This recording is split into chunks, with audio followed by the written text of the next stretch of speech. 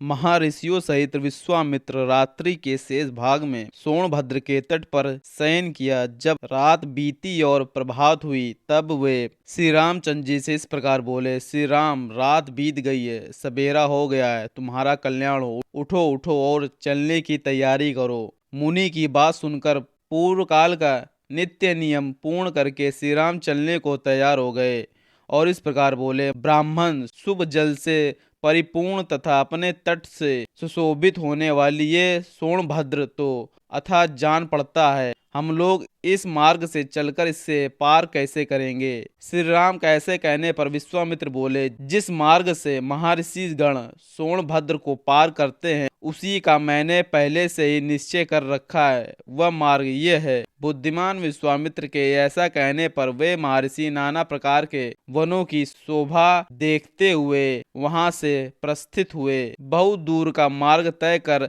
लेने पर दोपहर होते होते उन सब लोगों ने मुनिजनों सहित सरिताओं में श्रेष्ठ गंगा जी के तट पर पहुंचकर उनका दर्शन किया।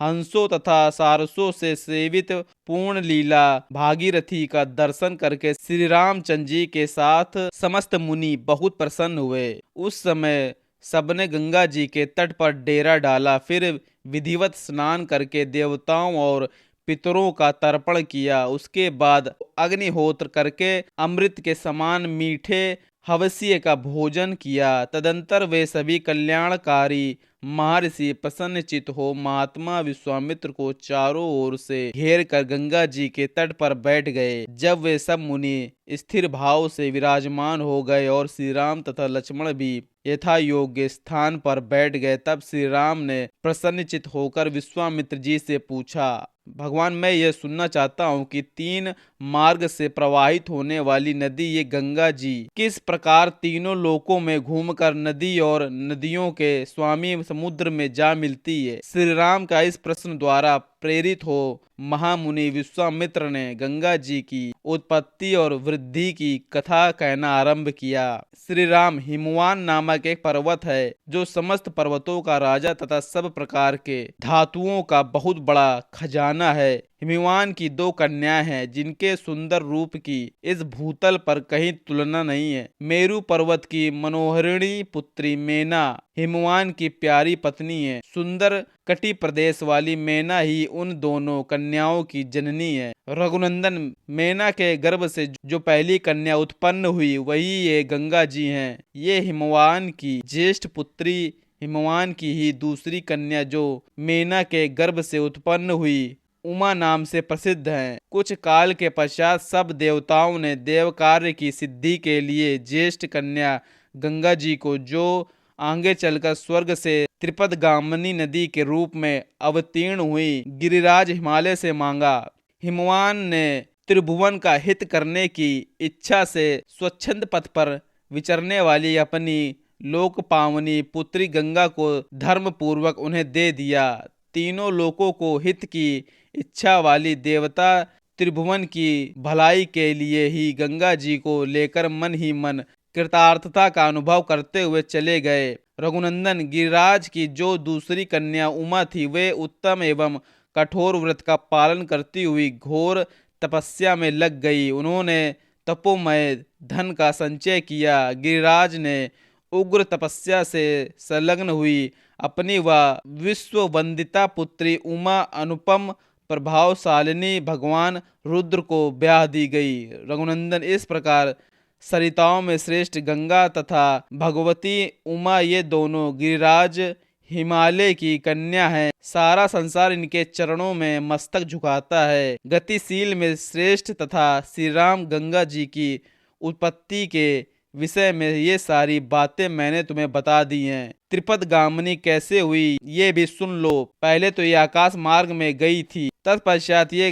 गिरिराज कुमारी गंगा रमणीय देव नदी के रूप में देवलोक में आरूढ़ हुई थी। फिर जल रूप में प्रवाहित हो लोगों के पाप दूर करती हुई रसातल में पहुंची थी। विश्वामित्र जी की बात समाप्त होने पर श्री राम और लक्ष्मण दोनों वीरों ने उनकी कही हुई कथा का अभिनंदन करके मुनिवर विश्वामित्र से इस प्रकार कहा, ब्राह्मण, आपके ये बड़ी उत्तम धैर्य युक्त कथा सुनाई। अब आप गिरिराज हिमवान की ज्येष्ठ पुत्री गंगा के दिव्य लोक तथा मनुष्य लोक संबंध होने का वृतांत विस्तार के साथ सुनाइए, क्योंकि आप विस्तृत वृतांत के ज्ञाता हैं। लोकों को पवित्र करने वाली गंगा किस कारण से 3 मार्ग से प्रवाहित होती है? सरिताओं में श्रेष्ठ गंगा की त्रिपदगामिनी नाम से प्रसिद्ध क्यों हुई है? धर्मज्ञ मार्ग से 3 लोकों में वे अपनी 3 धाराओं के द्वारा कौन कौन से कार्य करती है? श्री रामचंद्र जी के इस प्रकार पूछने पर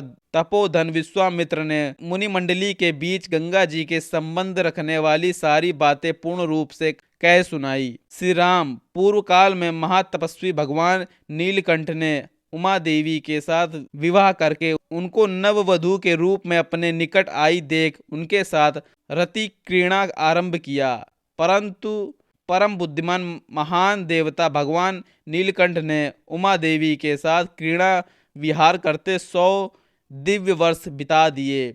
शत्रुओं को संताप देने वाले श्री राम इतने वर्षों तक विहार के बाद भी महादेव जी के उमा देवी के गर्भ से कोई पुत्र नहीं हुआ। ये देख ब्रह्मा आदि सभी देवता उन्हें रोकने का उद्योग करने लगे। उन्होंने सोचा, इतने दीर्घ काल के पश्चात यदि रुद्र के तेज से उमा देवी के गर्भ से कोई महान प्राणी प्रकट हो भी जाए तो कौन उसके तेज को सहन करेगा? ये विचार कर सब देवता भगवान शिव के पास जा उन्हें प्रणाम करके ये बोले, इस लोक के हित में तत्पर रहने वाले देव महादेव देवता आपके चरणों में मस्तक झुकाते हैं। इससे प्रसन्न होकर आप इन देवताओं का कार्य पूर्ण करें। सुरश्रेष्ठ, ये लोग आपके तेज को नहीं धारण कर सकेंगे, अतः आप क्रीड़ा से निवृत्त हो देव बोधित तपस्या से युक्त होकर उमा देवी के साथ तप कीजिए। तीनों लोकों को हित की कामना से अपने तेज वीर्य को तेज स्वरूप अपने आप में ही धारण कीजिए। इन सब लोकों की सुरक्षा कीजिए, लोकों का विनाश न कर डालिए। देवताओं की यह बात सुनकर सर्वलोक महेश्वर शिव ने बहुत अच्छा कहकर उनका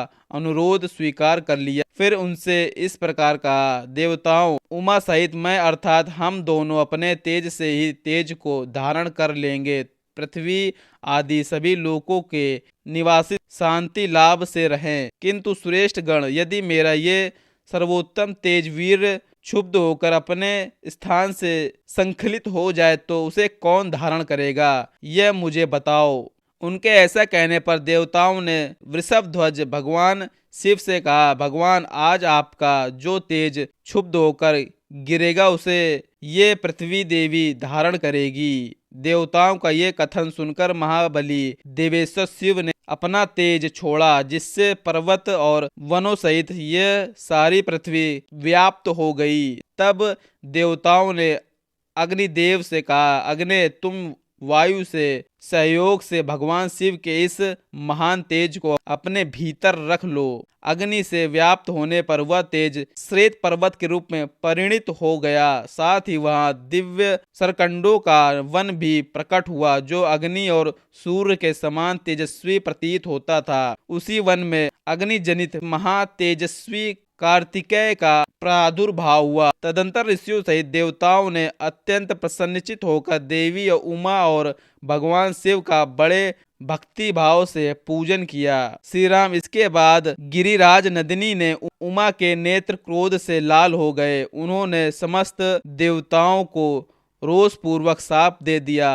वे बोली, देवताओं, मैंने पुत्र प्राप्ति की इच्छा से पति के साथ समागम किया था, परंतु तुमने मुझे रोक दिया। अतः अब तुम लोग भी अपनी पत्नियों से संतान उत्पन्न करने योग्य नहीं रह जाओगे। आज से तुम्हारी पत्नियां संतान उत्पन्न नहीं कर पाएंगी, संतानहीन हो जाएगी। सब देवताओं से ऐसा कहकर महादेवी ने पृथ्वी को भी शाप दिया, भूमे, तेरा एक रूप नहीं रह जाएगा, तू बहुतों की भार्या होगी। खोटी बुद्धि वाली पृथ्वी, तू चाहती थी कि मेरे पुत्र न हो, अतः मेरे क्रोध से कलुषित होकर तू भी पुत्र जनित सुख या प्रसन्नता का अनुभव न कर सकेगी। उन सब देवताओं को उमा देवी के शाप से पीड़ित देख देवेश्वर भगवान शिव ने उस समय पश्चिम दिशा की ओर प्रस्थान कर दिया। वहां से जाकर हिमालय पर्वत के उत्तर भाग में उसी के एक शिखर पर उमा देवी के साथ भगवान महेश्वर तप करने लगे। लक्ष्मण सहित श्री राम, ये मैंने तुम्हें गिरिराज हिमवान की छोटी पुत्री उमा देवी का विस्तृत वृतांत बताया है। अब मुझसे गंगा के प्रादुर्भाव की कथा सुनो। जब महादेव जी तपस्या कर रहे थे उस समय इंद्र और अग्नि आदि संपूर्ण देवता अपने लिए सेनापति की इच्छा लेकर ब्रह्मा जी के पास गए। देवताओं को आराम देने वाले श्री राम, इंद्र और अग्नि सहित समस्त देवताओं ने भगवान ब्रह्मा को प्रणाम करके इस प्रकार कहा, प्रभु, पूर्व काल में जिन भगवान महेश्वर ने हमें बीज रूप से सेनापति प्रदान किया था, वे उमा देवी के साथ उत्तम तप का आश्रय लेकर तपस्या करते हैं। विधि विधान के ज्ञाता पितामह, अब लोक हित के लिए जो कर्तव्य प्राप्त हो उसको पूर्ण कीजिए, क्योंकि आप ही हमारे परम आश्रय हैं। देवताओं की ये बात सुनकर संपूर्ण लोकों के पितामह ब्रह्मा जी ने मधुर वचनों द्वारा उन्हें संतावना देते हुए कहा, देवताओं, गिरिराज कुमारी पार्वती ने जो शाप दिया है उसके अनुसार तुम्हें अपनी पत्नियों के गर्भ से अब कोई संतान नहीं होगी। उमा देवी की वाणी अमोघ है, अतः वह सत्य होकर ही रहेगी, इसमें संशय नहीं है। यह है उमा की बड़ी बहन आकाश गंगा, जिनके गर्भ से शंकर जी के उस तेज को स्थापित करके अग्निदेव एक ऐसे पुत्र को जन्म देंगे जो देवताओं के शत्रुओं का दमन करने में समर्थ सेनापति होगा। ये गंगा गिरिराज की ज्येष्ठ पुत्री है, अतः अपनी छोटी बहन के उस पुत्र को अपने ही पुत्र के समान मानेगी। उमा को भी ये बहुत प्रिय लगेगा, इसमें संशय नहीं है। रघुनंदन, ब्रह्मा जी का ये वचन सुनकर सब देवता कृतकृतार्थ हो गए। उन्होंने ब्रह्मा जी को प्रणाम करके उनका पूजन किया। श्री राम विविध धातुओं से अलंकृत उत्तम कैलाश पर्वत पर जाकर उन संपूर्ण देवताओं ने अग्निदेव को पुत्र उत्पन्न करने के कार्य में निवृत्त किया। वे बोले, देव हुतासन, यह देवताओं का कार्य है, इसे सिद्ध कीजिए। भगवान रुद्र के उस महान तेज को अब आप गंगा जी में स्थापित कर दीजिए। तब देवताओं से बहुत अच्छा कहकर अग्निदेव गंगा जी के निकट आए और बोले, देवी, आप इस गर्भ को धारण करें, ये देवताओं का प्रिय कार्य है। अग्निदेव की ये बात सुनकर गंगा देवी ने दिव्य रूप धारण कर लिया। उनकी ये महिमा, ये रूप वैभव देखकर अग्निदेव ने उस रुद्र तेज को उनके सब ओर बिखेर दिया। रघुनंदन, अग्निदेव ने जब गंगा देवी को सब ओर से उस रुद्र तेज द्वारा अभिषिक्त कर दिया, तब गंगा जी के सारे स्रोत उससे परिपूर्ण हो गए। तब गंगा ने समस्त देवताओं के अग्रगामी अग्निदेव से इस प्रकार कहा, देव, आपके द्वारा स्थापित किए गए इस बढ़े हुए तेज को धारण करने में मैं असमर्थ हूँ। इसकी आंच से जल रही हूँ और मेरी चेतना व्यथित हो गई है। तब संपूर्ण देवताओं के हविष्य को भोग लगाने वाले अग्निदेव ने गंगा देवी से कहा, देवी, हिमालय पर्वत के पार्श्व भाग में इस गर्भ को स्थापित कर दीजिए। निष्पाप रघुनंदन, अग्नि की ये बात सुनकर महातेजस्विनी गंगा ने उस अत्यंत प्रकाशमान गर्भ को अपने स्रोत से निकाल कर यथोचित स्थान में रख दिया। गंगा के गर्भ से जो तेज निकला हुआ तपाए हुए जम्बूनंद नामक स्वर्ण के समान कांतिमान दिखाई देने लगा। गंगा स्वर्णमय मेरुगिरी से प्रकट हुई है, अतः उनका बालक भी वैसे ही रूप रंग का हुआ। पृथ्वी पर जहाँ वह तेजस्वी गर्भ स्थापित हुआ, वहाँ की भूमि तथा प्रत्येक वस्तु स्वर्णमयी हो गई। उसके आसपास का स्थान अनुपम प्रभाव से प्रकाशित होने वाला रजत हो गया। उस तेज की तीक्ष्णता से ही दूरवर्ती भूभाग की वस्तुएं तांबे और लोहे के रूप में परिणत होने लगीं। उस तेजस्वी गर्भ का जो मल था वही वहां रांगा और सीसा हुआ। इस प्रकार पृथ्वी पर प्रकट हुआ तेज नाना प्रकार के धातुओं के रूप में वृद्धि को प्राप्त हुआ। पृथ्वी पर उस गर्भ के रखे जाते ही उसके तेज से व्याप्त होकर पूर्वोक्त श्वेत पर्वत और उससे संबंध रखने वाले सारे वन स्वर्णमय होकर जगमगाने लगे। पुरुष सिंह रघुनंदन तभी से अग्नि के समान प्रकाशित होने वाले स्वर्ण का नाम जात रूप हो गया, क्योंकि उसी समय स्वर्ण का तेजस्वी रूप प्रकट हुआ था। उस गर्भ के संपर्क से वहां का तृण, वृक्ष, लता और गुलम सब कुछ सोने का हो गया। तदंतर इंद्र और मरुदंडों सहित संपूर्ण देवताओं ने वहां उत्पन्न हुए कुमार को दूध पिलाने के लिए 6 कीर्तियों को नियुक्त किया। तब उन कीर्तियों ने ये हम सबका पुत्र हो ऐसी उत्तम शर्त रखकर और इस बात का निश्चित विश्वास लेकर उस नवजात बालक को अपना दूध प्रदान किया। उस समय सब देवता बोले, ये बालक कार्तिकेय कहलाएगा और तुम लोगों का त्रिभुवन विख्यात पुत्र होगा, इसमें संशय नहीं है। देवताओं का ये अनुकूल वचन सुनकर शिव और पार्वती से स्खलित तथा गंगा द्वारा गर्भ धारण होने पर प्रकट हुआ अग्निदेव के समान उत्तम प्रभाव से प्रकाशित होने वाले उस बालक को कृतिकाओं ने नहलाया।